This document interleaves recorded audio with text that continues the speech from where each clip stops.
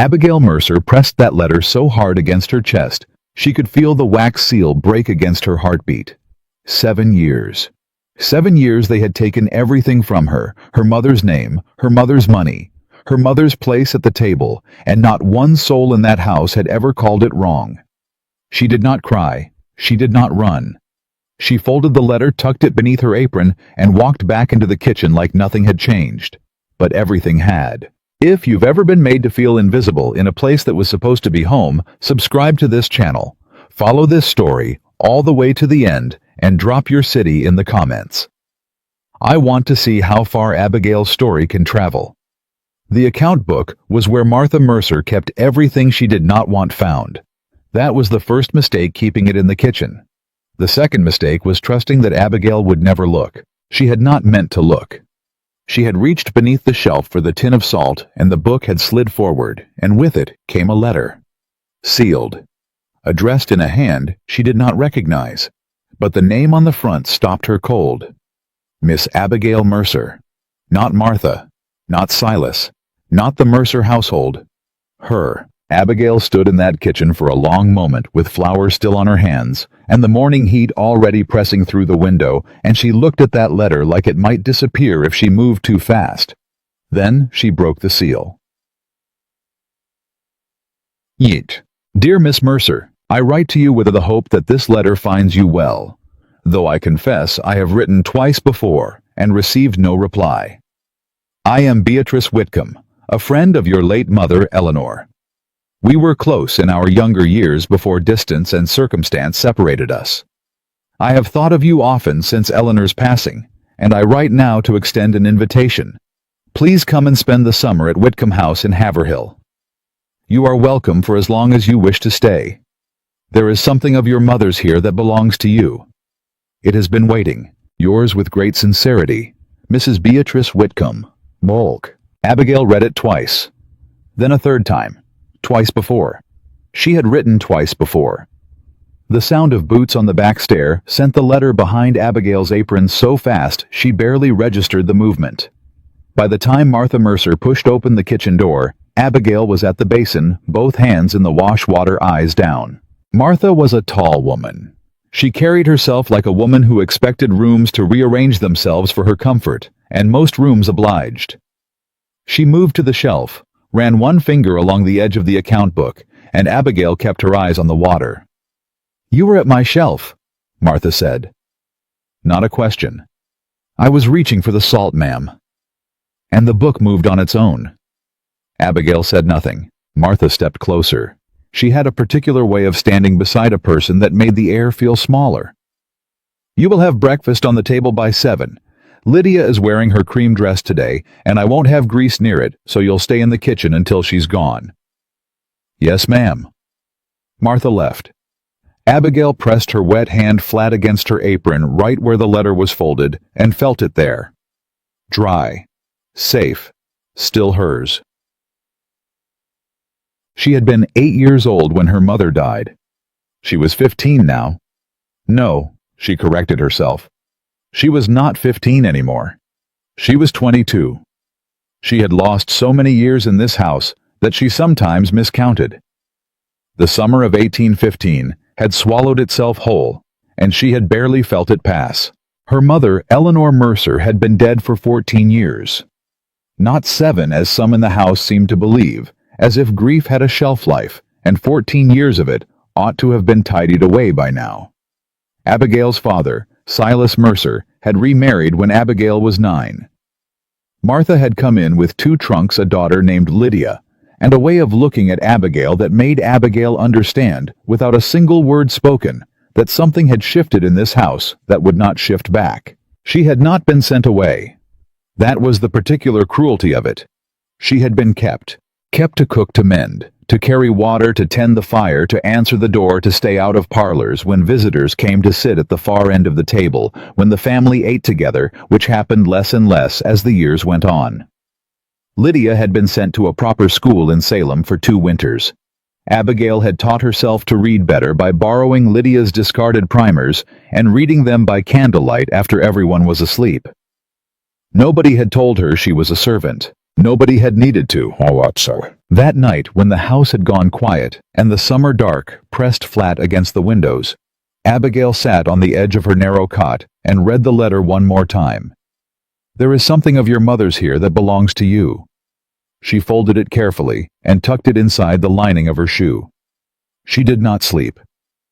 By the time gray light came through the gap beneath her door, she had made a decision so simple it almost frightened her. She was going to go, not because she was brave. She was not sure she had ever been brave in her life. She was going because the letter had said her name like it meant something, and she had not heard her name spoken that way in longer than she could reckon. She packed one small trunk. She did not take much: 2 dresses, her mother's Bible, the letter, and the small tin thimble that had been her mother's, and that Martha had never noticed because it was ordinary and dull and worth nothing to anyone who did not know what hands had once worn it. She was lacing the trunk when the door opened. Martha stood in the doorway. She was dressed already, which meant she had not slept either, or she had woken early for exactly this purpose. Her eyes went to the trunk. "Put that back," she said. Abigail kept her hands on the laces. "I am going to Whitcomb House." The silence that followed was the kind that had always in the past made Abigail's hands shake. This morning she noticed her hands were steady. "You will do no such thing," Martha said. Her voice was not loud. Martha's voice was never loud. It was worse than loud, it was certain. "You are needed here. Your father needs you here." "My father has not spoken directly to me in 6 weeks." Martha stepped into the room. "Abigail, you are a young woman without means, without connections, and without the good sense God gave a field mouse. The Whitcombs are quality people. They will take one look at you and send you home inside a week, and you will have humiliated this family in the process." "I am going," Abigail said again.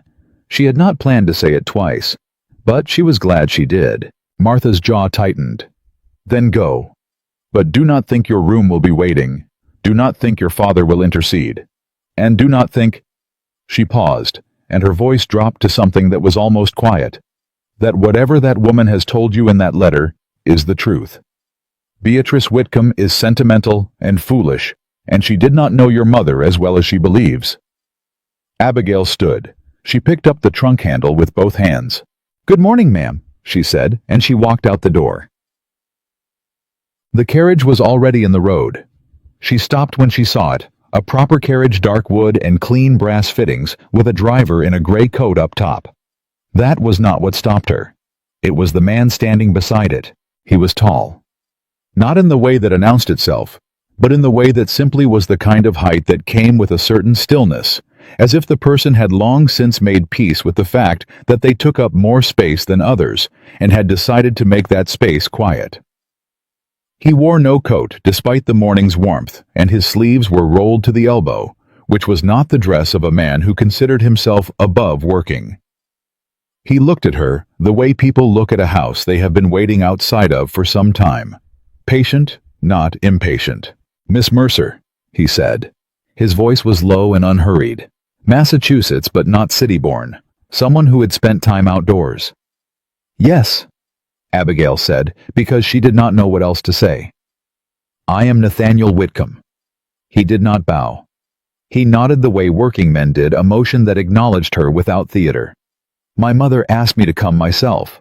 She said the roads between here and Haverhill are rough this time of year, and she did not want you traveling without someone who knew them." Abigail looked at the carriage, then back at him. "She sent her son." "She did." "Why?" Something shifted in his expression, not quite a smile, but a loosening. "She said you would ask that." He opened the carriage door. He did not offer his hand for her to take, which she appreciated, though she could not have said why. He simply stepped back and gave her room. "Miss Mercer," he said, "I came because your mother once asked my family to look after you. That was a long time ago. I reckon we are overdue." Abigail looked back at the house. Silas Mercer was standing at the front window. She could see the shape of him through the glass. Her father, who had not spoken directly to her in 6 weeks, who had watched for 14 years as his house swallowed his daughter and had called it ordinary. He was watching her now. His hand was raised, and for one strange, terrible moment, she thought he might come out. She thought he might cross the yard and take her trunk and tell the Whitcomb man to go home. He did not move. Abigail turned away from the window. She climbed into the carriage. They did not speak much on the road north, which suited Abigail. Nathaniel Whitcomb sat across from her with a ledger across his knee and seemed in no hurry to perform conversation. He asked her once if she was warm enough. She said she was. He nodded and went back to his ledger. She had expected something from him. She was not sure what curiosity perhaps, or the particular kind of pity that well-meaning people sometimes offered to women in difficult situations, which was really just curiosity dressed in nicer clothes. She had received a great deal of that pity over the years from church women who asked after her health in voices that were really asking after her misery, who wanted the story more than they wanted to help her. Nathaniel Whitcomb offered her nothing of the kind. He was, she decided, either very disciplined or very indifferent. She fell asleep somewhere past the second hour, which she would have been mortified about if she had been awake to know it. When she woke, the carriage had stopped, and Nathaniel was speaking quietly to the driver outside, and the light had shifted to the long gold of early afternoon. She pressed her face with her hands and sat up straighter. "There's water," Nathaniel said without looking through the window. He must have heard her move. He reached in through the carriage door and set a canteen on the seat beside her. "We'll stop for another hour, then make Haverhill by evening." "Thank you," she said. "You don't have to thank me for water, Miss Mercer." She almost said, "I thank people for everything, because if I don't, they remind me that they didn't have to give it." But she did not say that.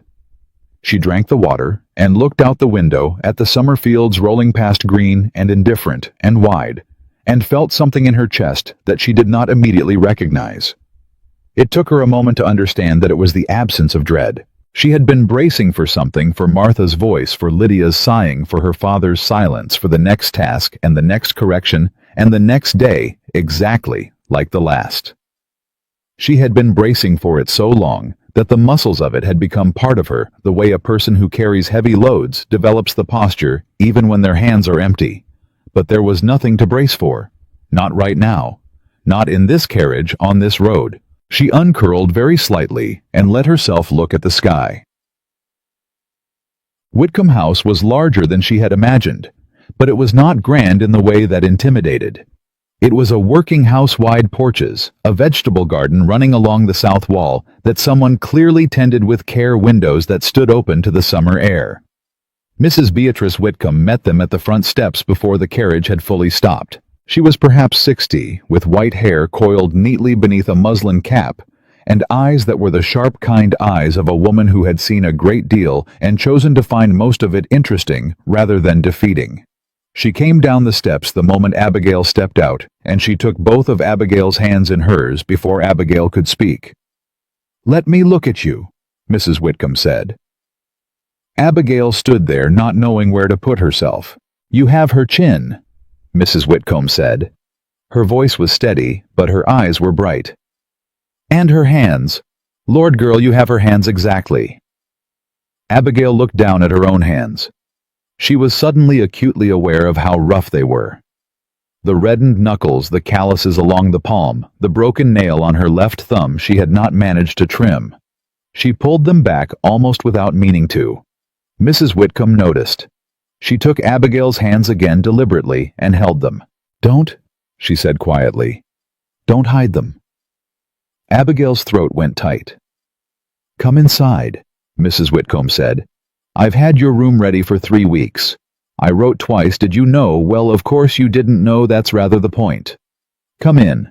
I'll have Sarah bring supper, and we will talk, and you will eat something that wasn't cooked by someone who resented cooking it." Abigail followed her up the steps. She heard Nathaniel behind her speaking to the driver about the horses, his voice low and practical, already on the next thing. She did not look back. She crossed the threshold of Whitcomb House, and the door swung shut behind her, and the smell inside was warm bread and dried lavender and old wood, and something in her chest that long held bracing cracked open so fast her eyes stung. She pressed her lips together and walked forward. Supper was on the table by the time she had washed her face and changed her dress. A proper supper, more food than she had been accustomed to eating at one sitting, and nobody watched her plate to see how much she took. Mrs. Whitcomb talked easily and asked questions and listened to the answers, which was its own kind of novelty. Nathaniel ate quietly and said little, but he was present in the way that certain men are present, not filling the room, just grounding it. "You said in your letter," Abigail said when she had eaten enough to think clearly, "that you had something of my mother's." Mrs. Whitcomb set down her cup. "I did." "What is it?" "Documents," Nathaniel said. Abigail looked at him. He had been looking at his plate, but now he looked at her, and his expression was the kind that carries information it is not yet ready to release, careful, not evasive. "What kind of documents?" she said. "The kind," Mrs. Whitcomb said, folding her hands on the table, "that your stepmother has been hoping you would never be told about." The summer evening pressed warm through the open windows. Somewhere outside a bird was calling in the elm trees. Abigail heard the sound of it very clearly, the way sounds become clear when everything else goes very still. "Tell me," she said. Mrs. Whitcomb looked at Nathaniel. He nodded. "Your mother," Mrs. Whitcomb said, "did not die without provision, Abigail. She was a careful woman. She made arrangements. She entrusted those arrangements to my care because she did not trust your father to honor them, and she knew even then, she knew that if anything happened to her, you would be the one who suffered for his weakness." Abigail's hands were flat on the table. She did not move them. "She left you property," Nathaniel said. "Land and a sum of money sufficient to establish yourself independently. Not a fortune, but enough." He paused. "The land includes the Mercer house." The room went quiet. "The house," Abigail said. "The house. The north field. The river parcel." He picked up his water glass, set it down. "Your stepmother has known since the year your mother died. Your father has known since the year he remarried. They have been living," Abigail said slowly, "in my house." "Yes."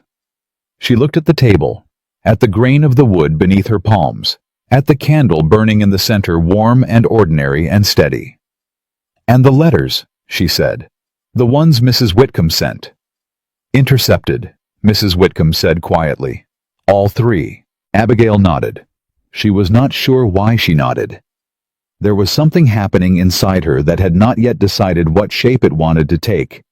It was not quite anger, not quite grief.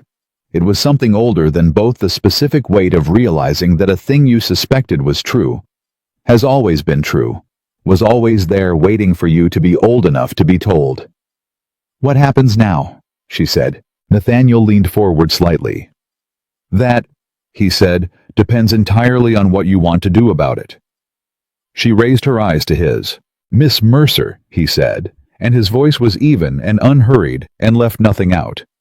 "You are not a guest in this house. You are not a charity case, or a rescued woman, or a problem to be managed. You are the legal heir to a property that has been withheld from you for over a decade, and you have every right under the law to reclaim it." He paused. "My attorney is in Haverhill. He has the documents. The question is whether you are ready to let him use them." Abigail looked at him for a long moment. Then she said, "How soon can I meet him?" For the first time that day, Nathaniel Whitcomb smiled. It was a small thing, a brief softening here and gone, but it was real. "Tomorrow morning," he said. "If you'd like." "I would like," Abigail said. Outside, the elm trees kept singing in the summer dark, and Abigail Mercer sat at a table where someone had made room for her and felt for the first time in 14 years like she was exactly where she was supposed to be. She did not sleep well that first night. Not because the bed was uncomfortable, it was the softest thing she had lain on in years, and that was very nearly the problem. Her body did not trust softness anymore. She kept waking, expecting the sound of Martha's boots on the stair, expecting the list of tasks that would come before full light, expecting the particular silence of a house that held her without wanting her. But the house was quiet, and the quiet was different here. It did not press down. It just rested. By the time gray morning came through the curtains, Abigail had already dressed and made her own bed, with the neat automatic efficiency of someone who had been doing it since she was 9 years old. She was halfway down the hall before she remembered that she did not need to be anywhere. No one had told her to be up. No one was waiting on her to start their day. She stopped in the middle of the hallway and stood there for a moment, genuinely uncertain what to do next. "You're up early." She turned. Nathaniel was at the end of the hall, coat on, ledger under his arm, clearly already headed somewhere purposeful. He looked at her with that same unhurried attention she had noticed the day before, not staring, not pitying, just looking the way a person looks when they are actually paying attention. "I'm always up early," she said. "So am I."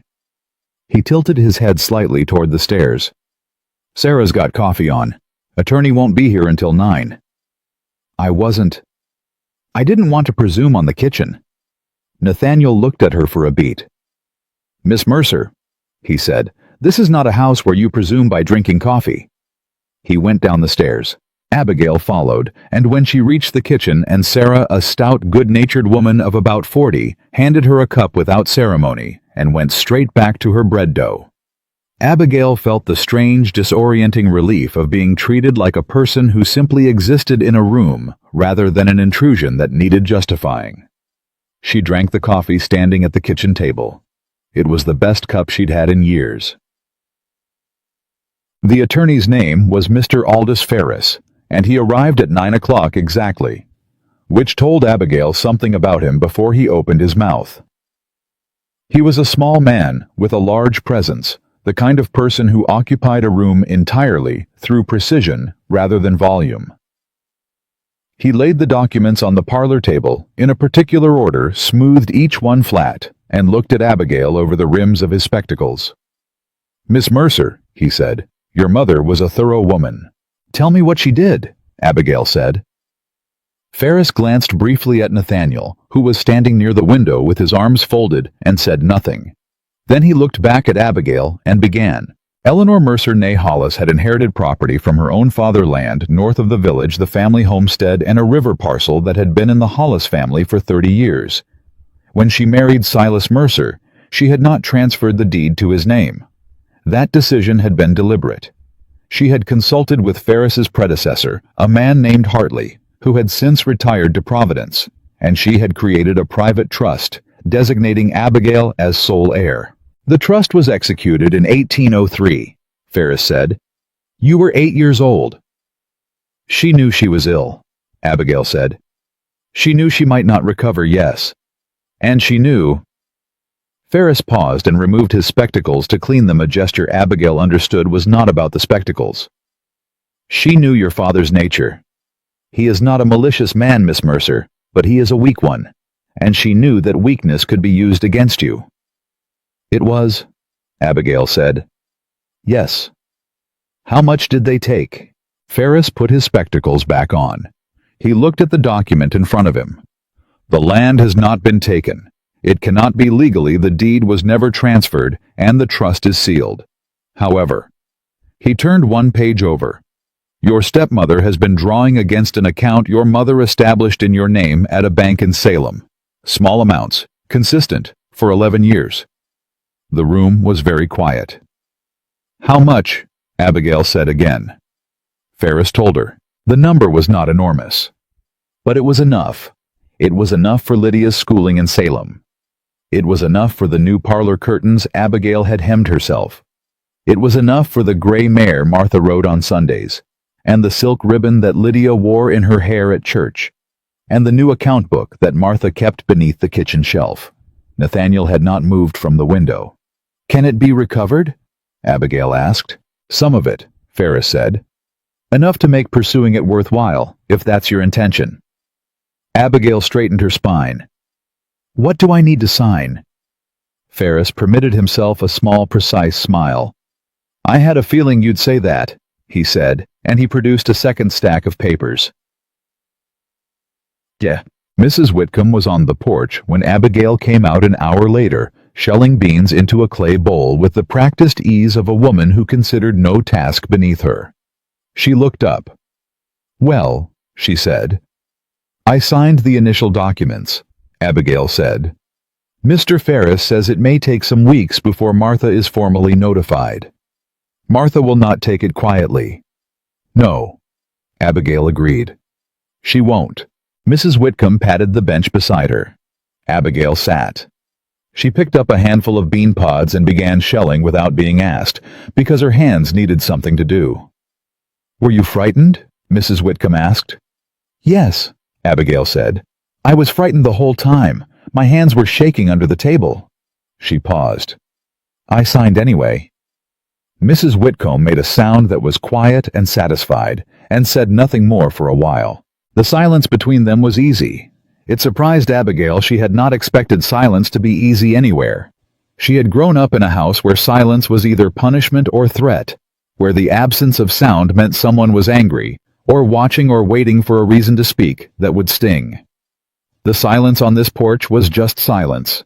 Just summer air and the occasional snap of a bean pod, and the sound of someone who had made peace with the world, sitting next to someone who was beginning to. She intercepted 3 letters, Abigail said eventually. 3. That means she read them. She knew what you were trying to tell me.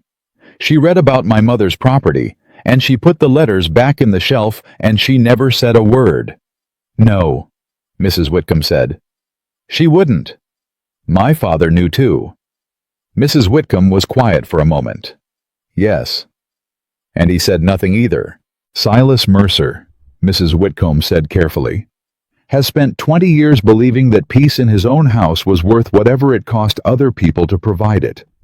That is a particular kind of cowardice. It is not violent. It is not loud. But it has done you a great deal of harm, and I think you already know that. Abigail's jaw was tight. I kept thinking he would.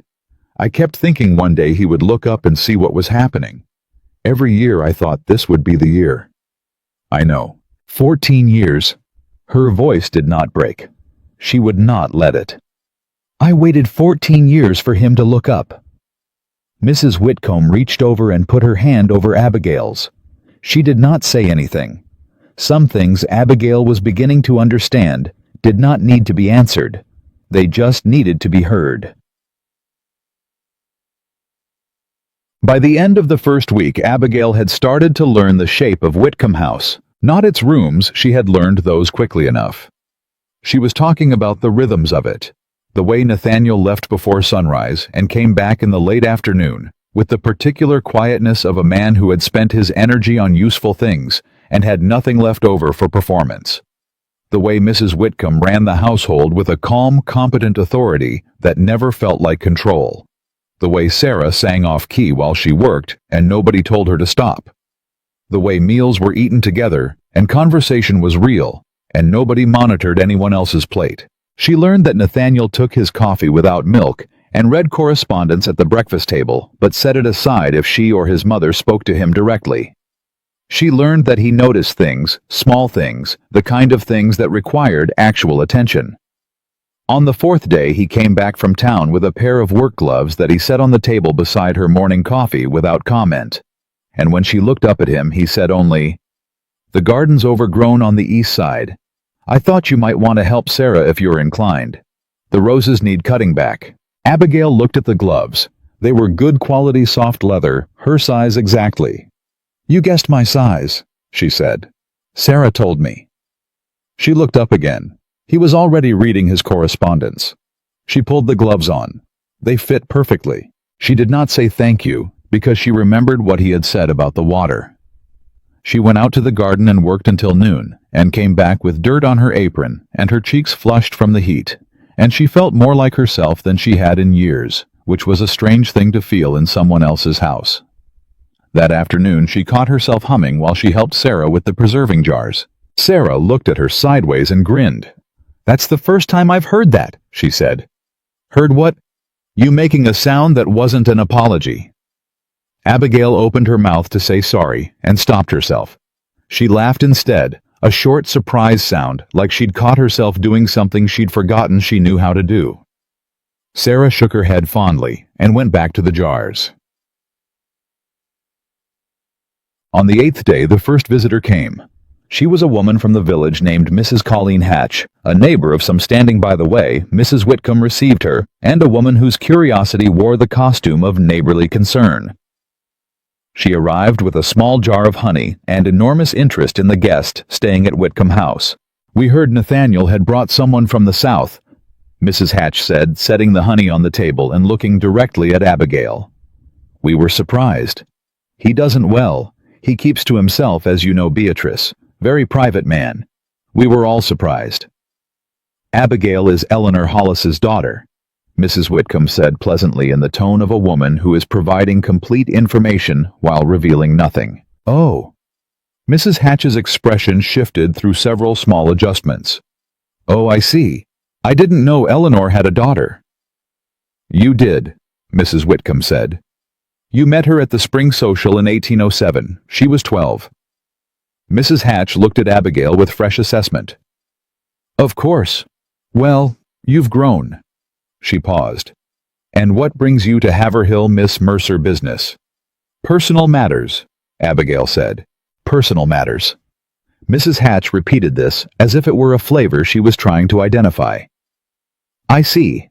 And how long will you be staying?" "As long as she likes," Mrs. Whitcomb said firmly and pleasantly, and offered Mrs. Hatch more tea, and the conversation moved on. But when Mrs. Hatch left an hour later, Abigail watched her walk down the road from the front window, and felt the particular cold of knowing that by tomorrow, every parlor in Haverhill would know that a young woman of uncertain means had arrived at Whitcomb House, and was staying there indefinitely, and that Nathaniel had brought her himself, and that the story was interesting enough to speculate about. "Don't worry," Mrs. Whitcomb said from behind her. "I'm not worried," Abigail said. "You're doing the face your mother used to make when she was worried." Abigail turned. "What face?" "The one where your chin goes very still and your eyes do all the work." Mrs. Whitcomb smiled. "Eleanor made that face when she was 14 and trying to convince her father she was perfectly fine. She was not, as I recall, perfectly fine." Abigail turned back to the window. "They're going to talk." "They already are. They'll say that I'm here because of—" She stopped. "Because of Nathaniel," Mrs. Whitcomb finished without embarrassment. "Yes, that's what they'll say. They'll say you're here because you want something from him, that you're a poor dependent girl who has attached herself to a wealthy widower's household and has designs." She said this without anger, the way a surgeon names a condition. "They will be incorrect, but that is what they will say." Abigail said nothing. "The question," Mrs. Whitcomb continued, "is whether their being incorrect is enough for you, or whether you need them to know they're incorrect. Those are two different problems, and they have two different solutions." Abigail looked out the window a moment longer. Then she said, "What would my mother have done?" Mrs. Whitcomb considered this genuinely. She would have made them very uncomfortable for a very long time, and eventually made them apologize. She paused. She was better at the uncomfortable part than the apology part, honestly. She could hold a room in tension for 20 minutes without raising her voice. I always admired that. Abigail almost smiled. "I didn't know that about her." "There is a great deal about her you don't know yet," Mrs. Whitcomb said gently. "We have time." Takang. The real trouble arrived on a Tuesday. Abigail was in the front room reading an actual book from an actual shelf which she had been given open access to, and still felt a small guilty start of pleasure every time she opened one when Nathaniel came in from the road with a letter in his hand, and something different in the way he was standing. "What is it?" she said. He held out the letter. She recognized the handwriting before she touched it. She had copied that hand for years on correspondence she was told to write and never allowed to read. Martha. She did not take the letter. "What does it say?" "That you are needed at home, that your behavior has caused distress, that your father's health is suffering from the upset." His voice was flat, not unkind. "And that if you do not return within the fortnight, she will come herself to collect you." Abigail set her book down on the side table, very carefully. "She can't collect me. I'm not a piece of property." "No," he said. "You are not." Then why are you looking like that? He pulled a chair and sat across from her, an unusual thing. He was rarely still in the middle of the day. He folded the letter. Because there are two ways this plays out, and I think you should decide which one you want before she arrives. Because she will arrive, Miss Mercer. That woman does not make threats she doesn't intend to carry. Abigail's jaw tightened. I know. Option 1, he said. Ferris accelerates the legal process. We file the formal claim to the trust before she arrives. She comes, finds the papers already in motion, and there is nothing she can do except cause a scene that makes her look worse. And the second option? His eyes were steady on hers. We do nothing. Let her come. Let her say what she'll say. And let the town see exactly who she is when she doesn't get what she wants. Abigail looked at him. You think the second one is better? I think, he said carefully, that a woman who has been made invisible her whole life might have something to say when she finally has a room full of witnesses. Something moved through Abigail's chest. Something that was not quite courage and not quite anger, but was made of both. How long do we have? She said. 2 weeks at most. Then file the papers, she said. File them today, and when she comes, let her come. Nathaniel looked at her for a moment. Are you sure? I've been afraid of that woman for 14 years, Abigail said. I'd like to try something different. Or, he filed the papers. And then the second problem arrived from a direction Abigail hadn't expected. His name was Caleb Rusk, and he was exactly the kind of man who made a room feel like a performance was underway. He appeared at a church supper on the 3rd week of Abigail's stay, a gathering of perhaps 40 people in the fellowship hall organized by the ladies of the congregation and attended by every curious soul in Haverhill who had not yet managed to get a good look at Nathaniel Whitcomb's guest. Caleb Rusk was a lawyer, locally admired, quick smile, good coat. The kind of easy confidence that came from having always been told he was the smartest person present. He had gone to school in Boston and returned to Haverhill as someone who had seen the city and come back anyway, which gave him a particular standing in the town's imagination. He introduced himself to Abigail with the kind of warmth that was also an inspection. Miss Mercer, he said. I've heard a great deal about you this past fortnight. Have you? She said. All of it intriguing. He took the seat beside her without being invited to sit, which told her something. You must find Haverhill quiet after your travels. I haven't traveled, she said. I came from one small town to another. Ah, he smiled. And yet the move seems to have been significant. She looked at him. In what sense? Well? He dropped his voice just enough to create the intimation of confidence. Whitcomb is a powerful man in this county, Miss Mercer. His father built half the shipping trade on the northern coast. His word moves money.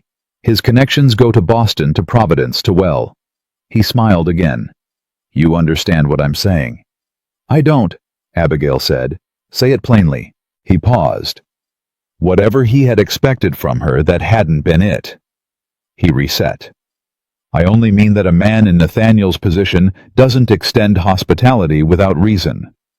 And I would hate for you to find yourself, another pause, another careful smile, in a complicated situation, having come so far. Abigail set her cup down on the table between them.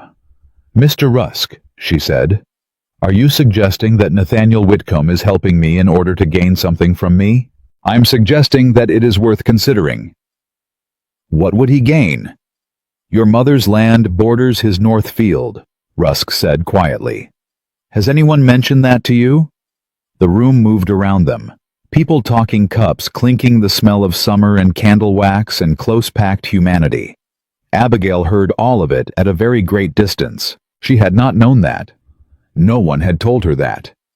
She tried to think whether Ferris had mentioned it, whether the maps had shown it, and she could not be certain. Rusk watched her face.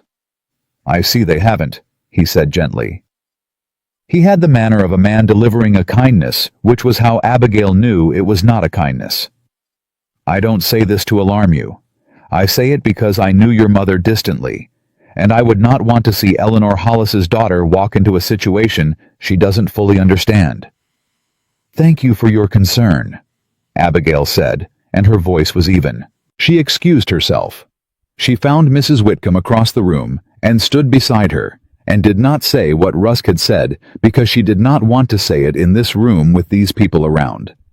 But when Nathaniel appeared at her other shoulder a moment later, he had crossed the room from wherever he had been standing without her noticing, which meant he had been watching. She looked at him with a question she could not ask out loud. His mother's land borders his Northfield. He looked back at her, and something in his expression told her he understood exactly what she was not saying. "When we get home," he said quietly, "ask me whatever you're thinking. All of it." She looked at him for a moment. "I will," she said.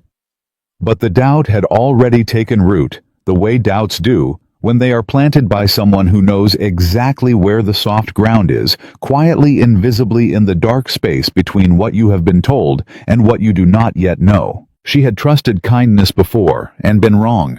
She had trusted family and been wrong. She had been wrong so many times that trust itself had become a liability, something she could not afford to carry. And now she was in a room full of strangers in a strange town, and a man with a careful smile had just told her that the one person she had started to believe in might have his own reasons for her being here. Her face was still. Her chin was very still. But her eyes, if anyone had been close enough to look, were doing all the work. She did not sleep that night either, but this time it was not the softness of the bed keeping her awake. It was Caleb Rusk's voice turning itself over in her mind like a stone in a river that never quite settles. "Your mother's land borders his Northfield. Has anyone mentioned that to you?" She stared at the ceiling and thought about maps. She thought about Mr. Ferris spreading documents across the parlor table, his careful hands smoothing each page flat. She tried to remember the property boundaries, the river parcel, the direction of the Northfield. She tried to remember whether anyone had said plainly and clearly that Nathaniel Whitcomb stood to gain anything from her legal claim being restored. She could not remember.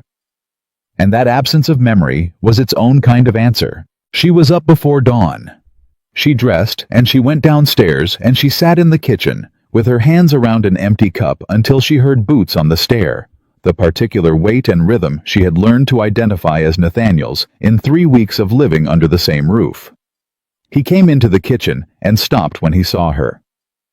"How long have you been down here?" he said. "Long enough," she said. "Sit down." He sat. Sarah was not yet up. The kitchen was theirs. "Tell me about the Northfield," she said. He didn't look away. He didn't rearrange his expression or buy himself time by reaching for the coffee pot. He said, "Ferris should have told you. That was my mistake. I told him to lay out the property boundaries and I assumed he'd covered all of it. But he didn't." "No.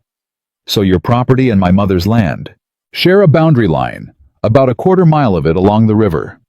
He said it plainly the way he said everything. "The Hollis parcel controls access to the eastern water rights. Without it, developing that section of my father's land is expensive and limited." Abigail looked at him steadily. "So you do benefit?" "Yes." She waited. "But not," he said, "in the way Rusk wants you to think." He leaned forward slightly, elbows on the table. "I benefit if you reclaim your land and choose to sell it or negotiate access rights as any landowner would. I do not benefit from controlling it. I do not benefit from marrying it away from you or keeping you in this house under obligation or any other thing," he was implying. He paused. "Rusk knows the land situation because he made an offer to your stepmother 2 years ago. She turned him down because his price was too low. He's been waiting for another way in." Abigail sat with this. "You knew that," she said. "You knew he'd approach me." "I thought he might." "And you didn't warn me." "No." His voice was even. "Because I didn't want you to hear the truth about the boundary from me first. I wanted you to come to me and ask which is what you're doing. And I wanted you to be able to decide for yourself whether my answer was true." She looked at him for a long moment across the kitchen table in the early gray light. "How do I know you're telling the truth now?" she said. "You don't," he said. "Not yet. But Ferris has the boundary maps and you can take them to any attorney in Salem and have them confirm everything I've just said. And you should. He stood, reached for the coffee pot. I'll write you a letter of introduction to a man named Caldwell in Salem. He's got no connection to me. He'll tell you the same thing Ferris will, and you'll know it's not because I'm paying him. He poured the coffee, set the pot back, pushed the cup toward her. Then he said, Abigail. It was the first time he had used her given name. She noticed, and he saw that she noticed, and neither of them remarked on it. I told you in the beginning, he said quietly, that I came because your mother asked my family to look after you. That is the truth. Everything else, the land, the legal claim, what Rusk wants, and what Martha Mercer has been taking, that all exists, whether I am in the room or not. I am not trying to make you grateful. I am trying to make sure you have what is already yours. He held her gaze. What you do with it has never been my decision.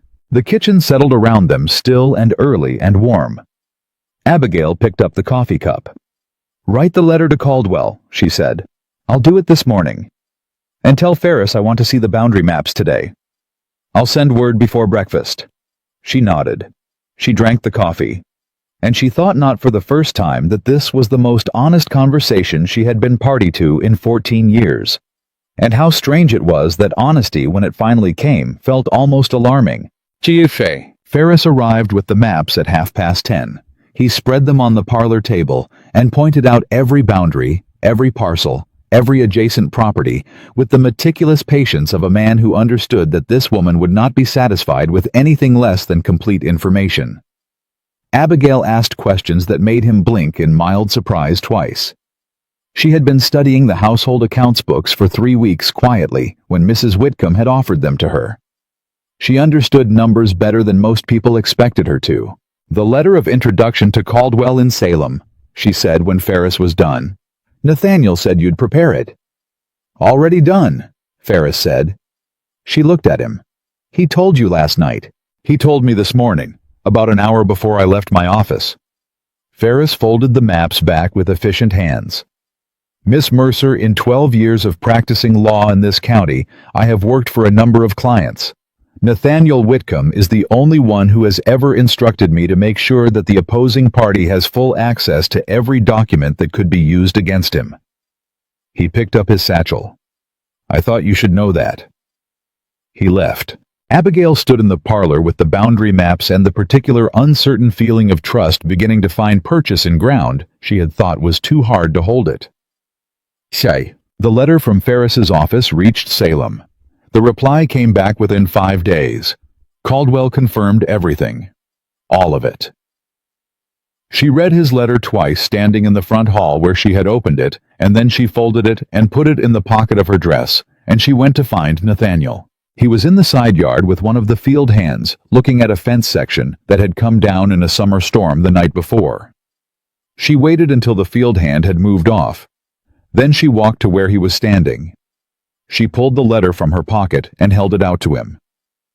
You were right, she said. He took the letter, read it, handed it back. I know, he said without satisfaction in it. Just fact. That bothers you, she said. That you have to be proven right before I'll trust you. No. He looked at the fence line. It doesn't bother me. It makes sense. He picked up the end of a broken rail, turned it in his hands. A woman who trusts everyone who is kind to her has been lucky enough to meet very few people who use kindness as currency. You haven't been lucky in that way. He set the rail down. Asking for proof isn't distrust, Miss Mercer. It's sense. Abigail looked at him. Really looked at him the way she had been carefully not doing for several weeks, because it felt like something she might not be able to take back. You're a strange man, she said. I've been told, he said, and picked up another rail. She went back inside, and she was almost to the door before she realized she was smiling and stopped herself, and then stopped stopping herself and let it stay. Or, she should have known the peace wouldn't hold. It never did. The carriage appeared on the road 11 days after Martha's letter. Abigail saw it from the upstairs window, a familiar rig, the Mercer horse moving at a pace that communicated urgency and grievance in equal measure. She watched it come up the road and felt the old cold move through her, the automatic bracing the body's memory of a threat it had been trained to anticipate. She was downstairs and at the front door before the carriage stopped. She did not open the door. She stood with her hand on the latch and breathed. Behind her she heard Nathaniel come into the hall from the study. She did not turn. She said, "They're here." "I know," he said. "I heard the wheels." "Martha will be performing," Abigail said. "In front of whoever she can gather. She'll make it a spectacle. She can make whatever she wants. She's very good at it." "So are you," he said. "You just haven't practiced." Abigail opened the door. A douche. The timing was Martha's most calculated move yet. She had not arrived quietly. She had sent word ahead not to Whitcomb House, but to 3 families in the village, and the result was that by the time her carriage pulled up in front of the house, there were 7 people visible in the road and yard who had no business being there except curiosity. Mrs. Hatch was among them. 2 deacons from the church, the wife of the alderman. Martha stepped from the carriage in her best dress. Silas followed slower, looking at the ground. Lydia came last, her face arranged in an expression of dignified injury that she had clearly been coached on the whole ride up. "Abigail," Martha said, and her voice carried perfectly. She had a gift for that volume, without effort, the voice of a woman who had always assumed she would be heard. "Thank God, you look well. We've been so worried." Abigail stood on the porch step. "Have you? Your father has barely slept." Martha moved forward as if to embrace her, and Abigail took one small, precise step back. Martha stopped, her eyes adjusted. "You're looking thin. Have they been feeding you properly? Beatrice always did run a spare table." "Mrs. Whitcomb runs a fine table," Abigail said. "What do you want, Martha?" The people in the yard heard that. Martha heard them hear it. Her expression didn't change, but something behind it did, a tightening and assessment. "I want to take my daughter home," Silas said. It was the most he had said to her directly in months. His voice was tired. He looked older than she remembered, and that fact did something complicated to her chest that she set aside. "I am not your daughter," Abigail said. "I am Eleanor Hollis's daughter, and Eleanor Hollis's daughter is standing on her own property received as a guest by her mother's friends, pursuing a legal matter that is entirely her own affair." She looked at him. "Unless you have something else to say?" Silas opened his mouth and closed it. Lydia made a small sound of affront. Martha stepped forward again. "This has gone quite far enough. Abigail, you've made your point. Whatever grievance you're nursing, this is not the way to address it. Come home. We can discuss this like a family." "Discuss what?" Abigail said. "The letters you intercepted, the account in Salem you've been drawing on for 11 years, the property deed that has had my name on it since I was 8 years old." She said each thing clearly, one at a time, the way Ferris had laid the documents on the table. "Or would you like to discuss why my mother's money paid for Lydia's schooling, while I washed Lydia's dresses?" The yard went very quiet.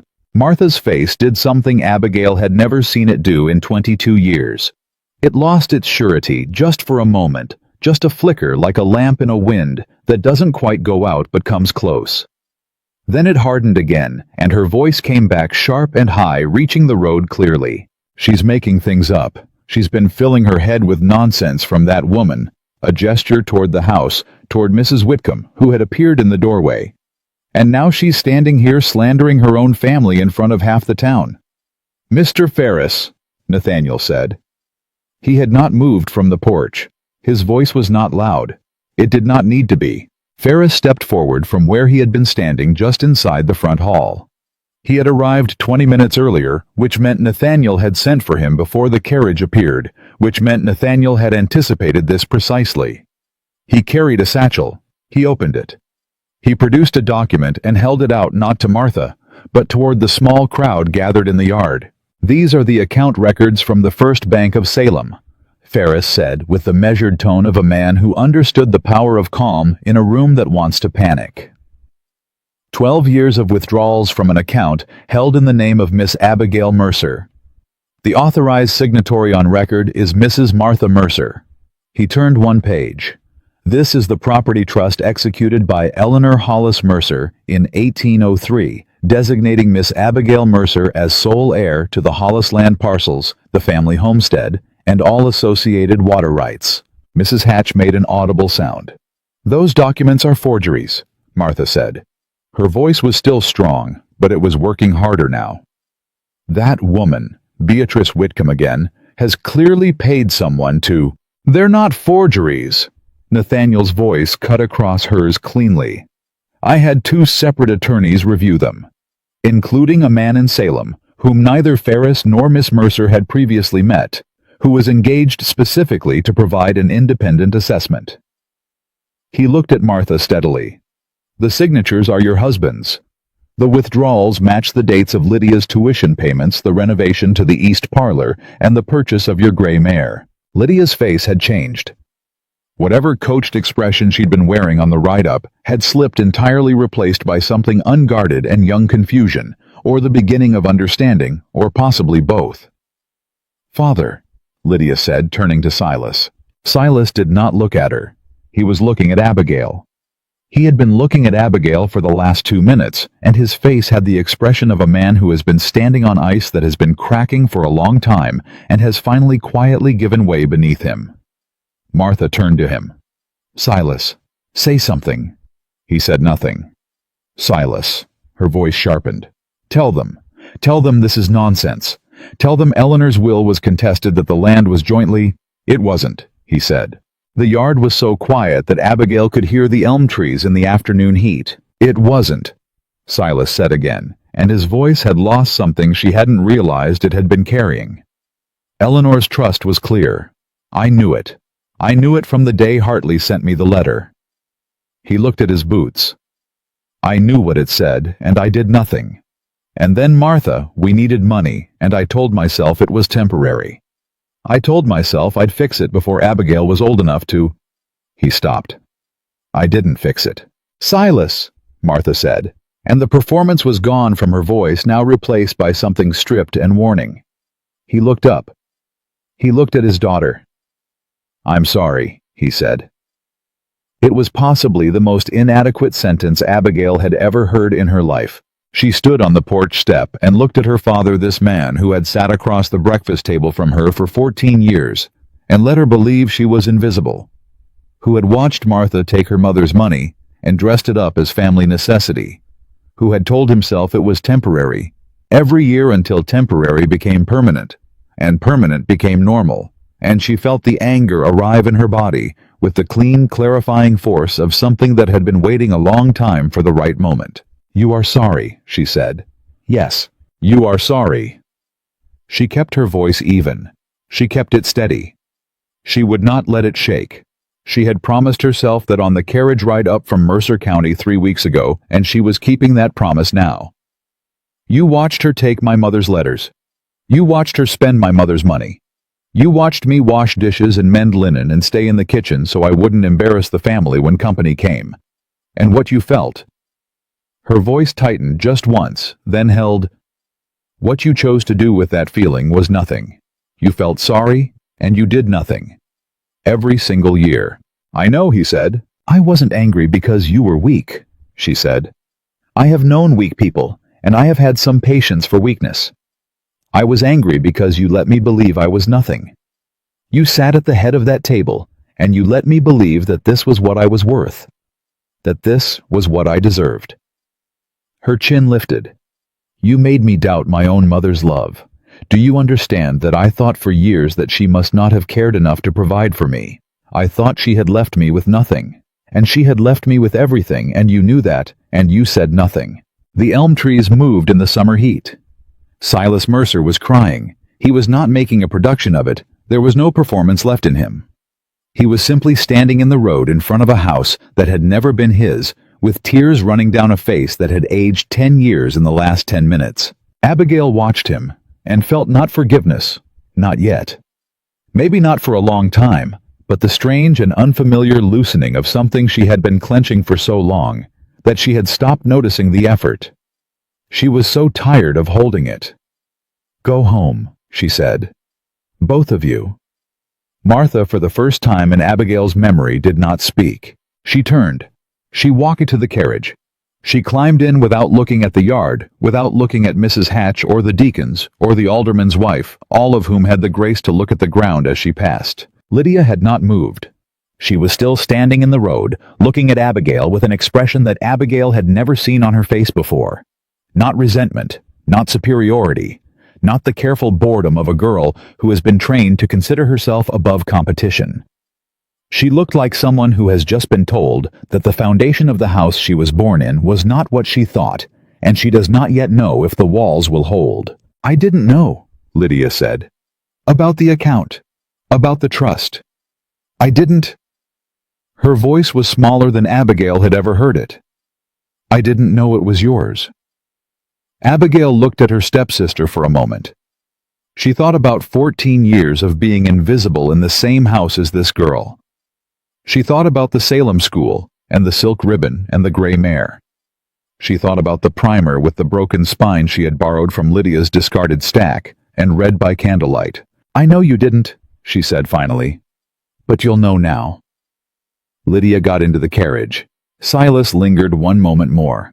He looked at Abigail, and she met his eyes, and she let him see what was in hers. Not cruelty, but truth, and truth was enough. He turned and climbed into the carriage. The carriage moved. The yard watched it go. And then, in the quiet that remained, Abigail felt Nathaniel move to stand beside her, not close enough to touch, not performing solidarity for the audience in the road, just present the way he was always present, like a fixed thing that did not require attention to exist. "You all right?" he said low enough that only she could hear. She took a breath. Let it out. "Ask me tomorrow," she said. She went inside. She sat in the parlor for a long time without lighting a candle. Mrs. Whitcomb came and sat with her. She did not speak. She brought her knitting and worked on it in the late light, and let the silence be what Abigail needed it to be, which was a silence that held rather than pressed. Outside, she could hear the road gradually emptying the footsteps, the low voices, the wheels of the last wagon heading back into the village. Then Mrs. Whitcomb said very quietly, "Your mother would have been proud of how you spoke today." Abigail did not answer immediately. Then she said, "She would have been angrier than I was." "She absolutely would have," Mrs. Whitcomb said, and clicked her knitting needles with something approaching satisfaction. "She was spectacular when she was angry. You got her chin and her hands, but I think you also got her backbone, and I mean that as the highest possible compliment." The room settled. From down the hall, Abigail heard Nathaniel come in from outside. She heard him stop at the study door, then change direction. He appeared in the parlor doorway, not coming in, just standing there. "Ferris says the formal property transfer can be completed within the month," he said. "Martha has no legal grounds to contest it. The account withdrawals have been documented. If she tries to challenge Ferris, says she will lose and lose publicly." "She knows that," Abigail said. "She knew it the moment she saw Ferris with those papers." "Yes," he said. "So she'll try something else." He looked at her. "Probably." Abigail sat with that. She was tired, a bone-deep tired, that was not entirely unpleasant, the way a person is tired after a very hard thing done well. She looked at her hands in the fading light. "Nathaniel," she said. He waited. "The Northfield boundary," she said. "The water rights." "Yes. I'm not giving them to you." A pause. "I haven't asked you to." "I know." She looked up at him. "I'm not giving them to you, but I will discuss a fair arrangement with Ferris present, and the terms will be mine to set, and you will pay what the access is actually worth." She kept her eyes on his. "Are those terms acceptable?" Something moved across his face, brief, genuine, the closest thing to warmth she had seen from him in full light. "Miss Mercer," he said, "those are the most acceptable terms I've heard in a considerable while." "Good," she said. She stood. Her knees were steadier than she expected. "I'm going to bed," she said. "I'm going to sleep for approximately 12 hours, and I am not apologizing for it." "You don't need to," Mrs. Whitcomb said, already reaching over to take the candle. Abigail walked down the hall and up the stairs, and this time when she lay down on the soft bed in the quiet house, she did not wait for the sound of boots on the stair. She closed her eyes. And she slept. She slept 12 hours and woke to the sound of rain. Not a violent rain, a steady, persistent summer rain that had settled in overnight and showed no intention of leaving. She lay still for a moment and listened to it and thought about the fact that she had slept 12 hours without waking once, and then thought about everything that had happened the day before, and then got up and dressed before the thinking could become something heavier. Downstairs, Mrs. Whitcomb had already been up for hours. There was bread on the table and coffee on the fire, and a copy of a Salem newspaper folded beside the bread, which Abigail picked up out of habit, and then set down again because she was not ready for the world's news this morning. She was still taking inventory of yesterday's. "He's in the study," Mrs. Whitcomb said without looking up from her correspondence. "He's been in there since 5. Abigail poured her coffee. "I wasn't going to ask." "You were going to think about asking and then talk yourself out of it," Mrs. Whitcomb said, which is the same as asking, only quieter and less efficient. Abigail sat down and looked at her. "Has anyone ever told you that you are remarkably perceptive for 7 in the morning? My late husband told me daily. He found it exhausting." She turned a page. "Go talk to him, Abigail. Whatever you've been turning over since last night isn't going to get smaller by sitting with your coffee and contemplating it." Abigail drank half the coffee. Then she got up and went down the hall. The study door was open. Nathaniel was at the desk with 2 stacks of papers in front of him, and a third stack that appeared to be the result of the first 2 having some kind of disagreement. He looked up when she appeared in the doorway. "Come in," he said. She came in and sat across from him. She did not know how to begin, so she began with the most practical thing first, because practical things were solid, and she trusted solid ground this morning. "I've been thinking about the property transfer," she said. "All right." Ferris said, "Within the month. I want to understand what happens after that, whether I live there or lease it or—" She stopped. "I don't actually know what I want to do with a house that has the Mercer name on the deed and 14 years of history. I'd rather not carry room by room. You don't have to decide today. I know. But I'm deciding to think about it today." She looked at him. "And I want to understand the Northfield arrangement before the property transfer is complete, so the terms are set before the deed changes hands. I don't want that conversation happening after." "Smart," he said without condescension. "I know," she said. Something shifted in his expression, not quite a smile, but related to one. He picked up a pen, turned a blank page toward her. "Tell me what you think the water access is worth." "I don't know what it's worth yet. Tell me what you've been paying for the alternative access through the Hollowell parcel." He told her. She did some arithmetic in her head that she didn't hide. He watched her do it and did not hurry her. "Then what I'm offering access to is worth at minimum twice that," she said, "because it's closer and the grade is better and you know it." He set the pen down. "Yes," he said. "So we start there," she said. "And Ferris will be present when we finalize the terms." "Of course," she nodded. She had said what she came to say. She should have stood up and gone back to her coffee. Instead, she stayed in the chair, and the rain kept falling against the study window, and the silence between them was the easy kind that had been building for weeks now, the kind that only grew between people who had stopped needing to perform for each other. "You anticipated all of it," she said. "Martha coming, Rusk approaching me at the supper. You knew Rusk had made an offer to Martha on the land." "Yes." "And you let it happen anyway. You let me sit through that conversation with Rusk, and let me go home with doubts, and let me come to you the next morning and demand answers." She looked at him steadily. "Why didn't you just tell me?" He was quiet for a moment. When he spoke, his voice was careful, not evasive, but precise. The way he was precise with things that mattered. "Because you have been told what to think your entire life," he said. "Your stepmother told you that you were a burden. Your father told you by his silence that you were not worth defending. Rusk was trying to tell you that I was using you." He paused. "I did not want to be one more person handing you a conclusion. I wanted you to reach this one yourself." Abigail was very still. "That's either very principled," she said, "or very calculated. It can be both." She looked at him. He looked back. The rain made its steady argument against the window glass. "I think," she said finally, "that you are one of the most unusual people I have ever encountered." "That's the second time you've said something along those lines. I mean it more this time." He picked the pen back up. "I'll take that," he said, and bent back to his papers, and Abigail went back to her coffee, and the morning settled into its ordinary shape, and she thought that ordinary had never felt quite this particular before. The first formal notice reached Martha Mercer on a Wednesday. Ferris sent it himself by post with a copy to the county clerk. Abigail did not know the exact contents. Ferris had drafted the language, and she had approved the substance without going word by word.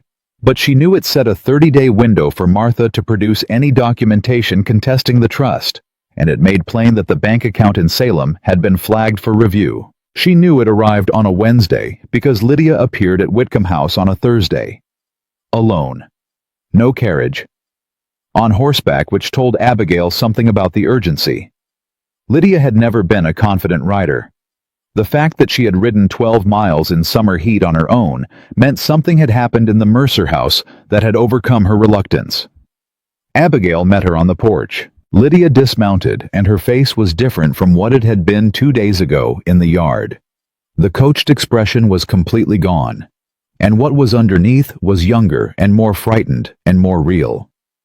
She was clutching the reins with both hands, the way people grip things when they are trying not to tremble.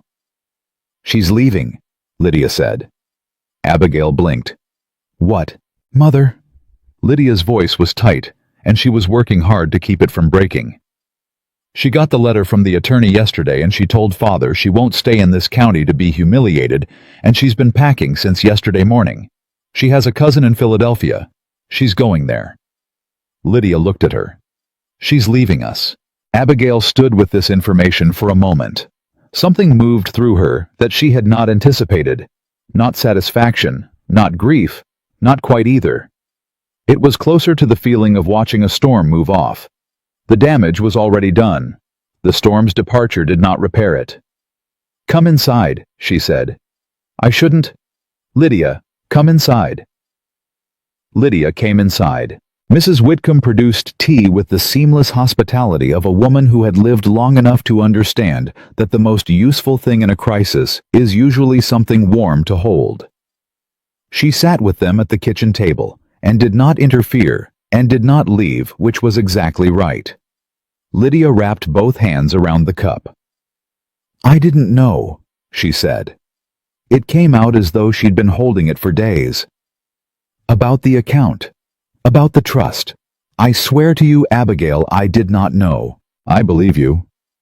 "She told me she always said the Hollis money had been sorted properly. She said your mother had arranged for it to go to your father and that you were being provided for through the household."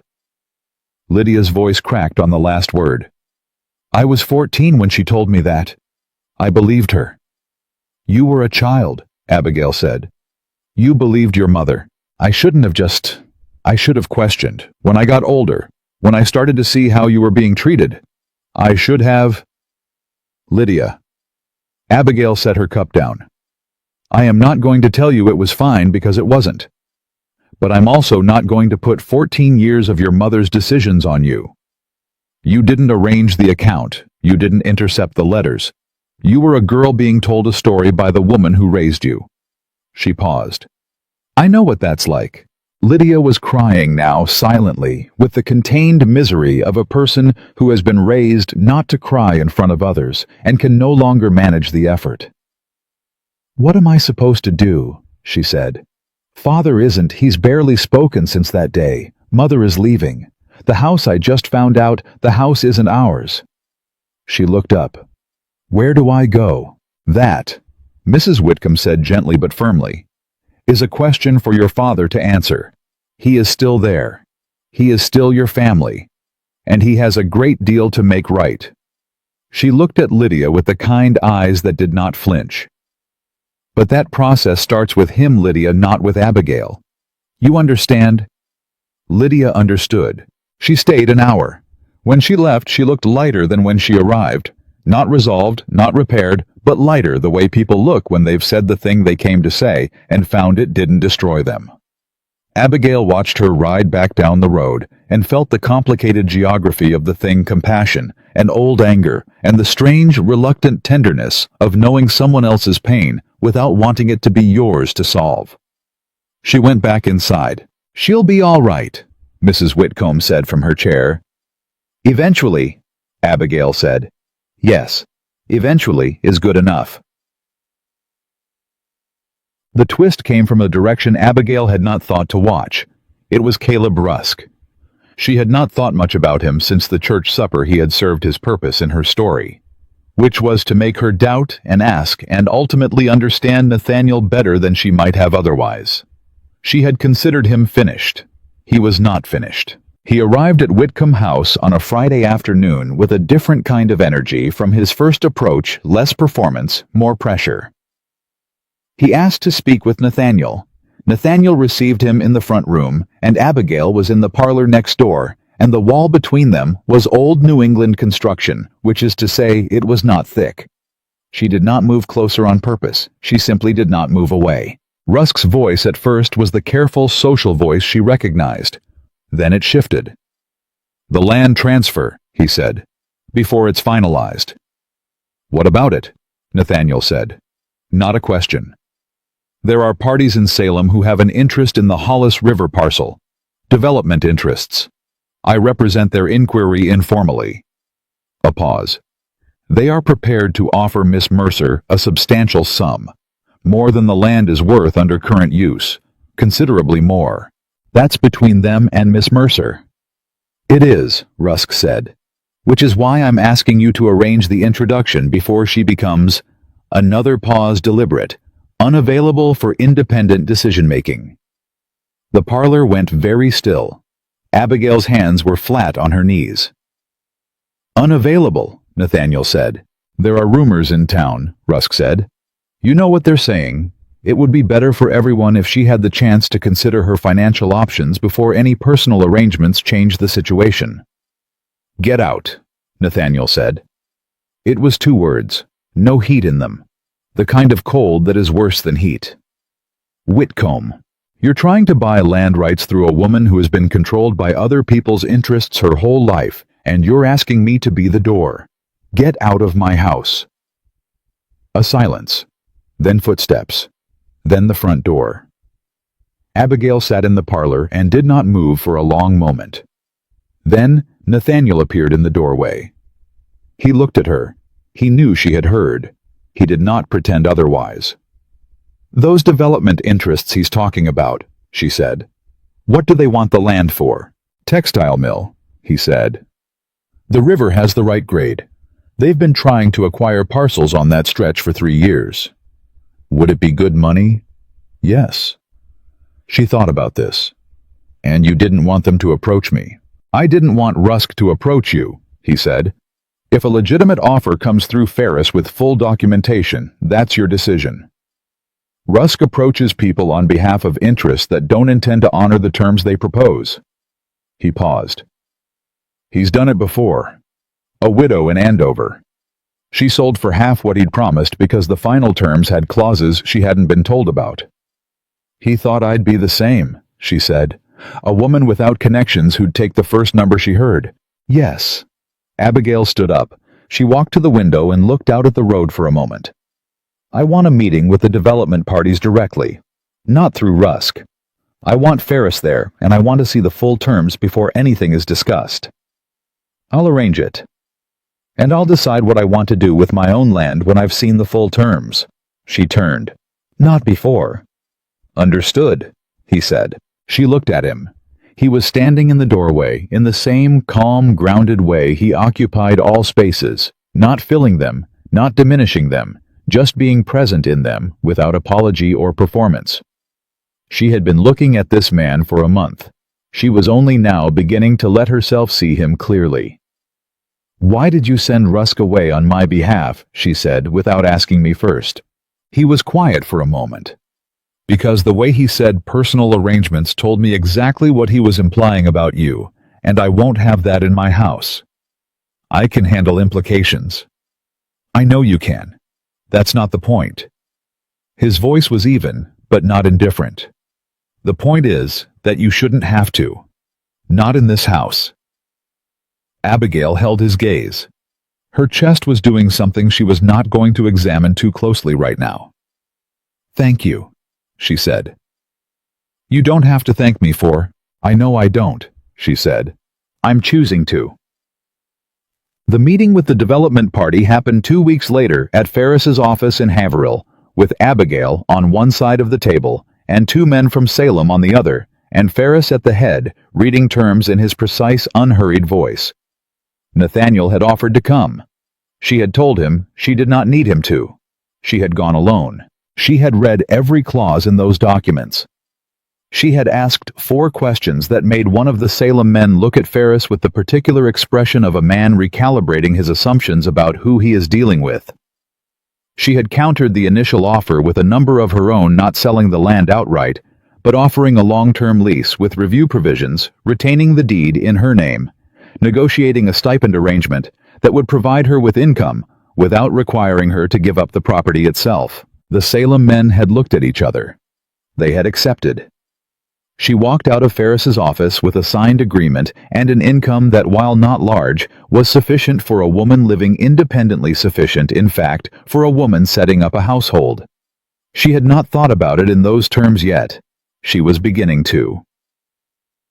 The conversation she had dreaded most came in the 3rd week of August. Silas Mercer sent a letter.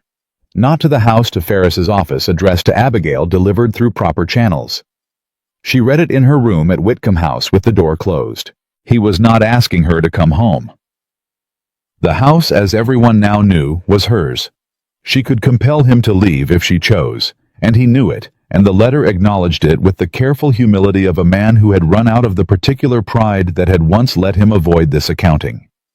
He was asking her forgiveness, not the hasty forgiveness of a man who wants the discomfort to end. He wrote 3 pages in his cramped, slow hand. She recognized his handwriting from household accounts she had copied for Martha, which was its own kind of bitterness.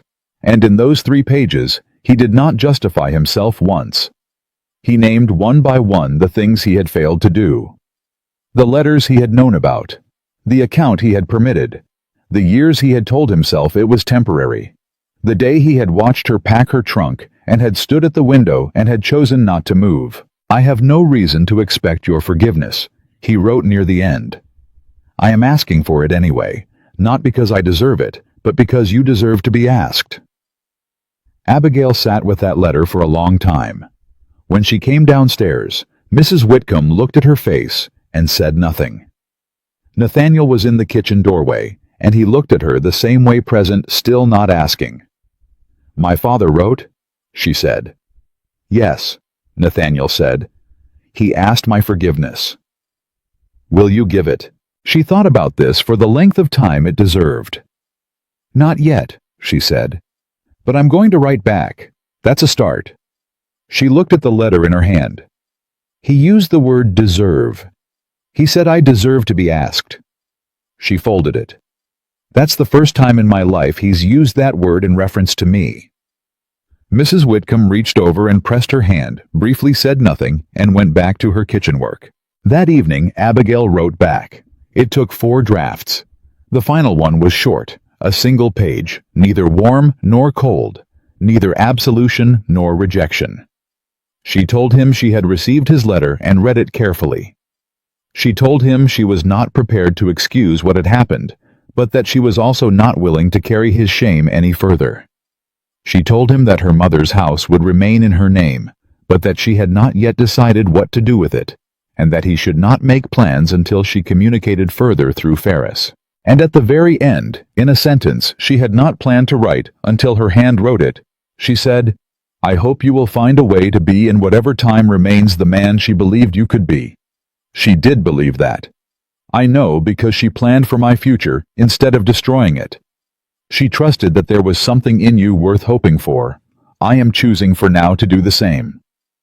She sealed the letter and set it by the door to go out with the morning post. Then she sat in the front room, in the last of the summer evening light, and felt the particular exhaustion of someone who has done a hard necessary thing and knows it was right and is still not sure it was easy, and knew those two things could both be true. Nathaniel found her there. He came in from outside, saw her, and sat not across from her, but in the chair beside her, close enough that she was aware of the proximity, not so close that it required acknowledgement. They sat in silence for a while. Then he said, "I've been thinking." "About what?" He was quiet for another moment, and Abigail had known him long enough now to understand that his silences were not uncertainty, they were precision. He was choosing words the way he chose everything deliberately. "I've been thinking," he said, "that this house is large enough, and that my mother is determined to fill it with company, regardless of what I prefer, and that the Northfield arrangement works considerably better with a landlord present than absent." He looked at her. "And I've been thinking that I would like you to stay." Abigail looked back at him. "That's not a proposal," she said. "That's a business case." "I know," he said. "The business case came first because I thought you'd be more comfortable with it." He paused. "The rest of it is harder to say." "Say it anyway." He turned toward her slightly. His voice, when it came, was the same voice he used for everything, even direct, nothing wasted, but it had something in it she had not heard before, something that had not until now been offered. "I would like to marry you," he said. "Not because of the land, not because of my mother, not because you are in a difficult situation that I can resolve by making you my wife. I want to marry you because you are the only person I have sat with in 5 years who makes the quiet feel like something." He held her gaze. "And because you ask better questions than anyone I've ever negotiated a water rights agreement with." Abigail was silent. "I know what I'm asking," he said. "And I know what you've been through, and I know that marriage has been held over your head as a threat your whole life, and I know that accepting could look like—" He paused. "Like moving from one house to another. I know that." "Then you understand," she said slowly, "why I can't say yes right now." "Yes." "I'm not refusing you," she said. "I need you to understand that. I am not refusing." "All right. I need to know that I am choosing," she said. "Not that I am grateful, not that I owe you, not that you have given me so much that refusal would be ungrateful." She met his eyes and did not look away. "I need to know that if I say yes, it is because I want to, and not because I have run out of other options." He nodded once. "Then let me make something clear." He reached into his jacket pocket and produced a folded document and set it on the table between them. "That is a letter from Ferris confirming that the trust transfer is complete as of this morning. The Hollis property is in your name. The lease agreement with the Salem parties is in your name. The water rights arrangement is in your name." He looked at her. "You have an income, you have a home, you have options." He sat back. "I'm asking you to marry me from a position in which you do not need to say yes. That's the only position I'm willing to ask from." Abigail looked at the document on the table. She did not pick it up. She looked at it for a long moment and felt the whole architecture of the last months. The carriage in the summer road. The letter against her heartbeat. The coffee in the early kitchen. The gloves that fit exactly the sound of Rusk's voice through the wall. Her father's handwriting on a 3-page letter she had already read 4 times. She felt all of it settle the way things settle when they finally find the level they were always meant to reach. She looked up at Nathaniel Whitcomb. "Ask me again," she said.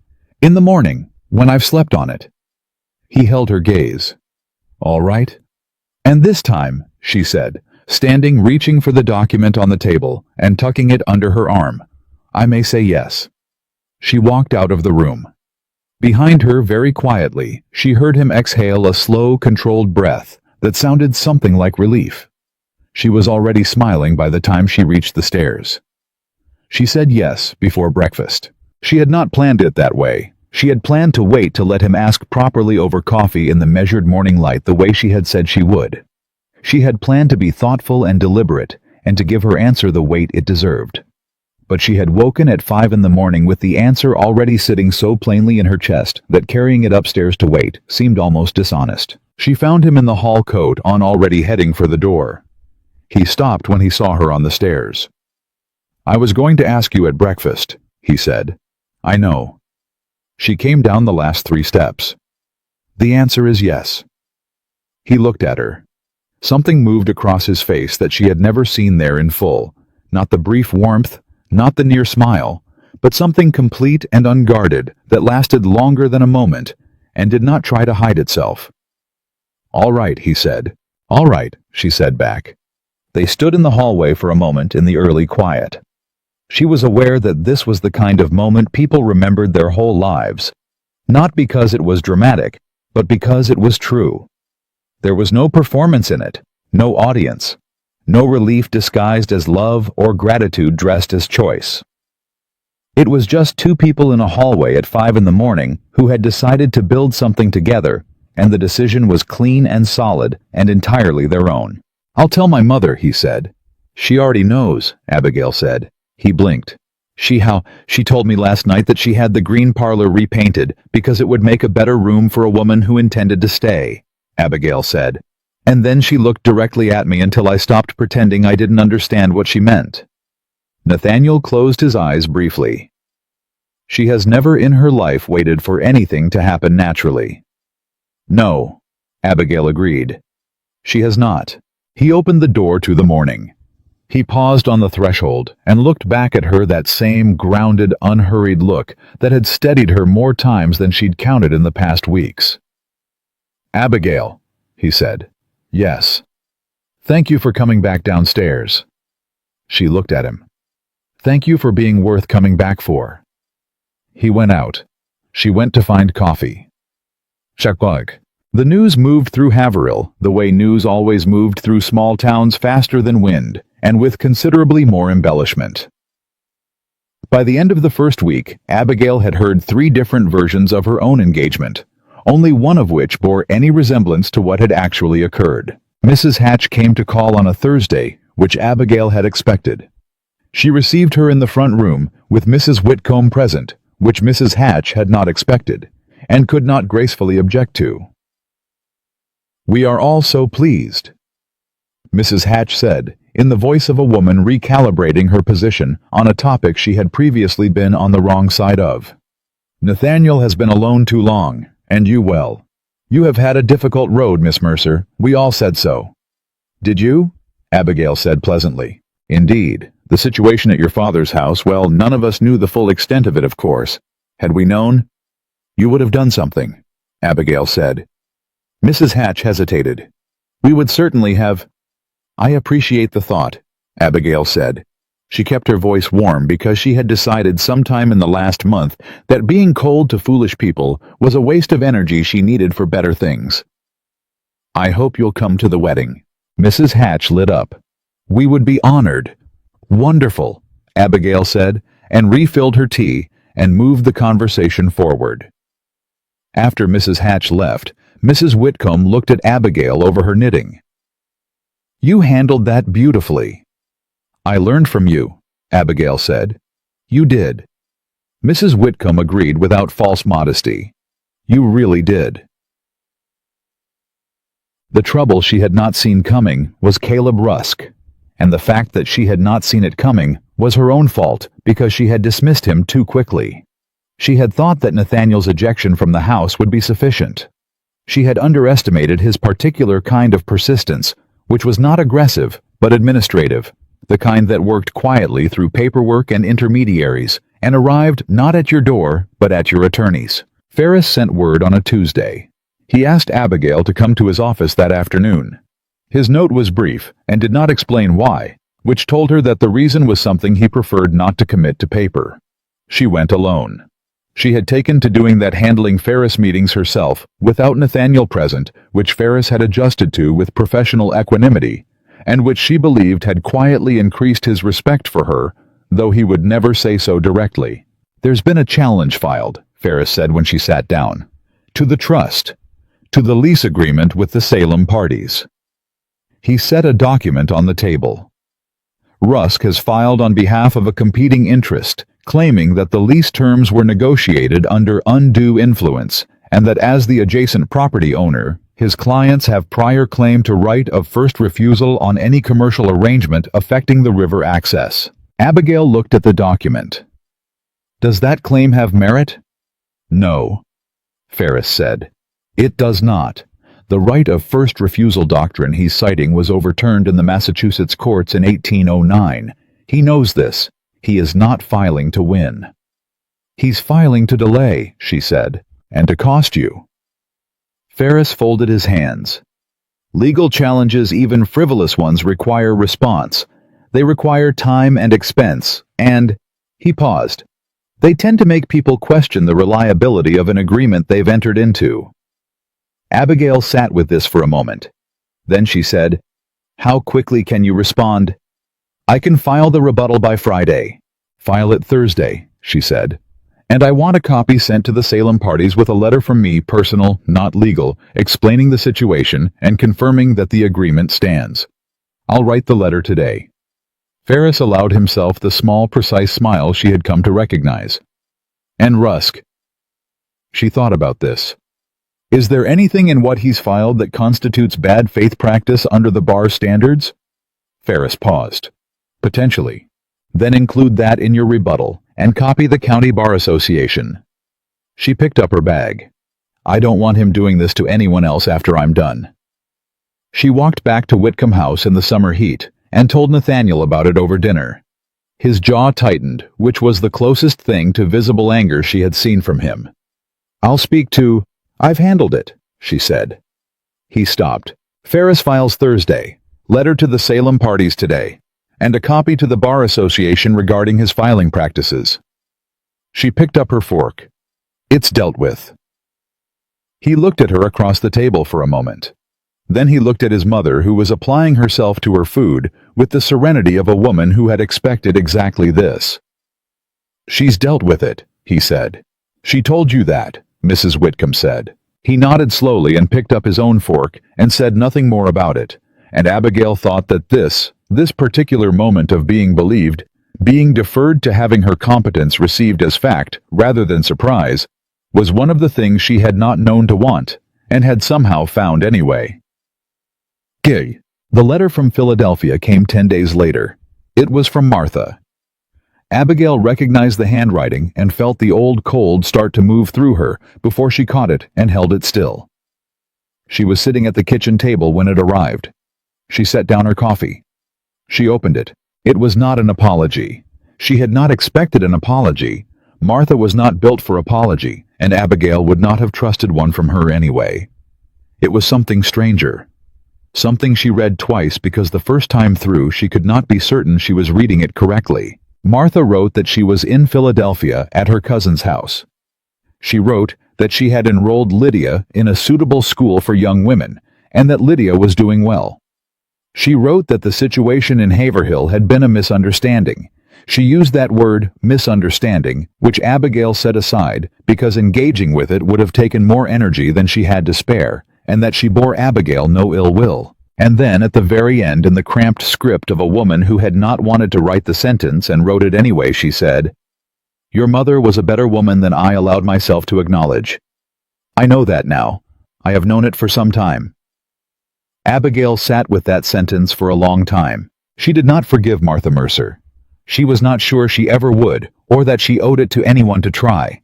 But something in that sentence, reluctant and inadequate as it was, reached a place in her that had been waiting for a very long time for someone to simply say that her mother had mattered, that Eleanor Hollis had been real and worth accounting for. She folded the letter. She put it in her mother's Bible beside the one other letter she kept there. The original invitation from Beatrice Whitcomb, the letter with the wax seal she had broken in the Mercer kitchen on the morning that had changed everything. She went back to her coffee. It had gone cold. She poured it out and made fresh. The wedding was in September. Small by the town standards, which meant 40 people rather than 400. and held at the Haverhill Church with the elm trees outside just beginning to turn at the edges, and the early fall air carrying the particular coolness that comes after a long summer and feels like a permission to breathe differently. Abigail wore her mother's locket. She had found it in a box that Ferris had recovered from the Hollis estate paperwork, a small oval locket on a fine gold chain, plain and practical, and Eleanor's. She had cried when she opened the box. She had not told anyone she cried except Mrs. Whitcomb, who had held her hand and said, "She would have been here if she could. You know that." "I know," Abigail had said. "She sent the next best thing," Mrs. Whitcomb had said, and had meant herself, and had been right. Silas Mercer came to the wedding. She had not invited him. She had not uninvited him. She had said nothing at all, which she supposed was its own kind of invitation. He arrived alone. Martha's absence was noted and not mentioned, and he sat in the third row, and he did not speak to Abigail before the ceremony. But when it was done, and she was coming back down the aisle with Nathaniel's hand over hers, she passed the row where her father sat, and she stopped. She stopped, and she looked at him, and he looked back at her with the face of a man who has been carrying something so long that he has forgotten what it felt like not to carry it. She said, "I'm glad you came." He nodded. He could not speak. She could see his jaw working. "That's enough for today," she said, and she walked on. Nathaniel beside her said nothing. He had learned in the months they had spent building toward this day that there were things she processed in her own time and her own way, and that the most useful thing he could offer in those moments was presence without pressure. She had told him once that this was harder than it sounded. He had said he knew. She had believed him. They settled into Whitcomb House with the comfortable ease of two people who had already been sharing a life before they made it official. The green parlor, repainted at Mrs. Whitcomb's insistence, became Abigail's room, not a bedroom, but a room of her own for her books, and her accounts, and her correspondence, and her thinking, the kind of room she had never had, and had never thought to want until she understood that not having it had been a form of erasure. She wrote to Lydia in Philadelphia 3 months after the wedding. She had not planned to. She had sat down to write a letter to Ferris, and somehow the next page had become something else. She told Lydia about the house, about the lease income, about the school she was beginning to plan, a small thing for girls in the county who could not afford formal instruction, who were being raised without letters or numbers or any of the tools that would let them navigate a world that would not be kind to them without those tools. She told Lydia she was telling her because Lydia had a good mind that had been underused and misdirected, and Abigail thought she might find the idea interesting if not the execution. She did not expect a reply. Lydia replied within 2 weeks.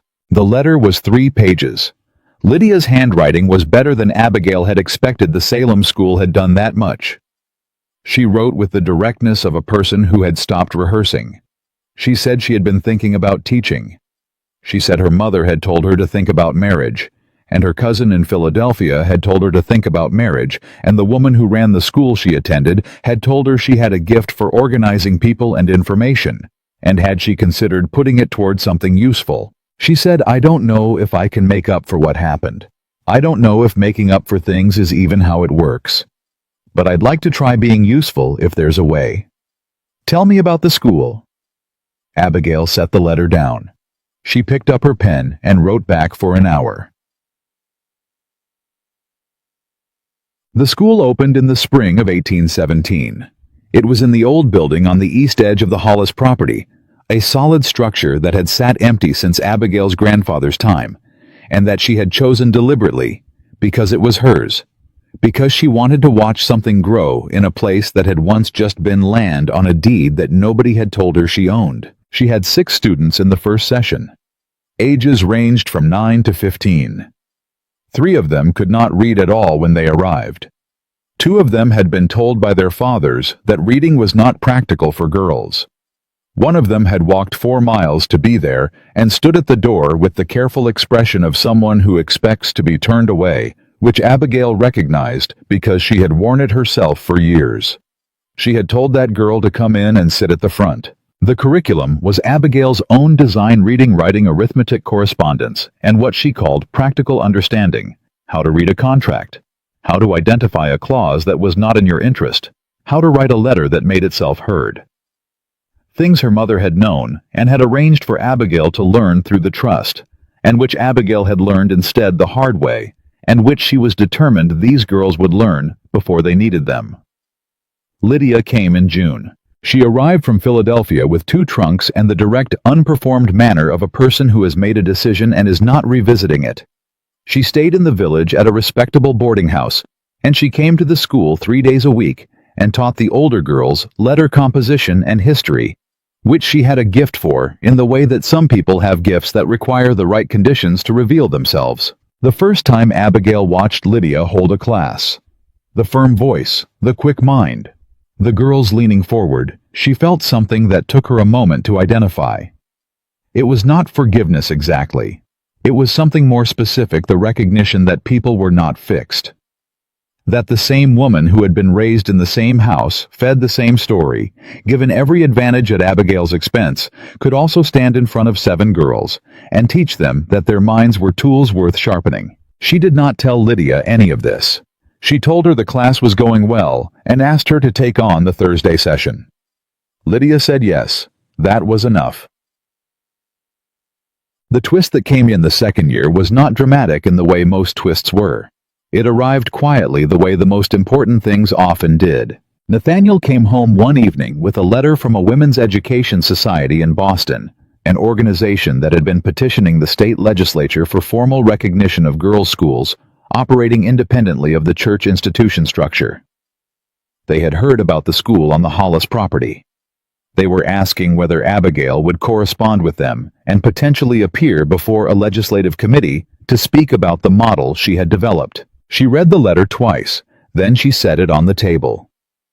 "They want me to go to Boston," she said. "They want you to go to Boston," Nathaniel confirmed. "To speak in front of a legislative committee." "Yes." She looked up at him. "About a school I started 7 months ago for 6 children. 8 children now," he said. "And they've been watching for 2 years. The lease arrangement you negotiated with the Salem parties was cited in 2 other land rights cases last year. Did you know that Ferris mentioned it? Other women's advocates have been paying attention to what you've been building here." Abigail sat back. She thought about the girl who had walked 4 miles to stand at a door, expecting to be turned away. She thought about the contract clause she had made Ferris walk her through 4 times until she understood every word. She thought about a kitchen in her father's house, and a letter with a broken wax seal pressed flat against her heartbeat. She looked at her husband. "I'll need to prepare," she said. "I know. I'll need 3 weeks at minimum. I want to document the curriculum formally. I want letters from the families of the students. I want the financial structure written out clearly so it can be replicated." She was already thinking. He was already listening. "And I want Ferris to review anything I submit to the committee before I submit it." "Done," he said. "And I'm going alone," she said. "I can speak for my own school without Abigail." His voice was patient and unhurried. "I know." She looked at him. He was sitting across from her at the table, where they had had coffee on mornings. She could not count now this man who had never once handed her a conclusion and called it help. "All right," she said. "All right," he said back, and he passed her a pen. She went to Boston in the fall of 1818. She stood before a committee of 7 men in a room that smelled of old wood and ink and the particular authority of people who had always held it, and she spoke for 45 minutes without notes. She told them about the girl who had walked 4 miles. She told them about the contract clause and what happened to women who signed things they did not understand. She told them about her mother, who had written a trust document in 1803 with full legal clarity because she had understood that knowledge was the only thing that could not be taken from a woman by someone standing between her and what was hers. She told them that girls were not born to disappear. She told them this calmly, clearly, and with the full weight of every year behind it. 3 of the 7 men voted to recommend the school for state recognition. 2 of the other 4 asked questions that suggested they were further along than their votes. She wrote thank you letters to all 7 on the train back to Haverhill, because Nathaniel had told her once that he'd learned more from the people who said no than the ones who said yes, and she was beginning to understand what he meant. On a morning in the 2nd October of their marriage, she stood at the front window of Whitcomb House and watched the schoolyard. 8 girls crossing the grass with books under their arms. 3 of them arguing about something she could see the animated gestures without hearing the words. One of them had stopped to help another with a dropped bundle of papers. The girl who had walked 4 miles was laughing at something the youngest had said. Nathaniel came and stood beside her. He did not say anything. He did the thing he had always done, simply stood there present and still, and close enough that she felt it without having to look. "What are you thinking?" he said. She looked at the girls, the books, the road they had come down this morning, each of them by different lengths and different efforts, all arriving at the same door. "I used to think," she said, "that being seen meant being saved, that if someone would just look at me, really look, then the rest of it would fall into place. The inheritance, the name, the place at the table." She paused. "I spent 14 years waiting to be seen." He waited. She turned from the window and looked at him. This man who had come to her door before sunrise, in a summer that now felt like a different life, who had said, "I reckon we are overdue," and had meant it, who had let her reach every conclusion herself, and had been there when she arrived at them.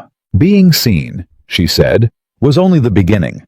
The rest of it, the school, the land, the contract, the committee in Boston, I built all of that myself. After. She looked back at the yard. A woman can be seen and still erased if she doesn't know how to stand. And a woman who knows how to stand doesn't need anyone's permission to be real. She watched the girl who had walked 4 miles open her book in the morning light. "That's what I want them to know," she said. "Not that someone will come and see them, but that they have the right to be seen whether anyone comes or not, that their worth does not depend on being found." Nathaniel was quiet for a moment. Then he said, "You should say that at the Boston hearing next spring." "I intend to," she said. She took his hand. He held it not to steady her, not to protect her, but the way 2 people hold hands when they are simply in the same place and glad of it. Outside, the 8 girls settled into their seats. The morning began. The books opened, and Abigail Mercer, who had once pressed a stolen letter against her heartbeat in a kitchen where she was invisible, who had packed a single trunk before dawn and chosen to leave, who had stood on a porch step and said her own name like it belonged to her, looked out at the lives she had chosen to build, in the house that had always been hers, in the life she had reclaimed, words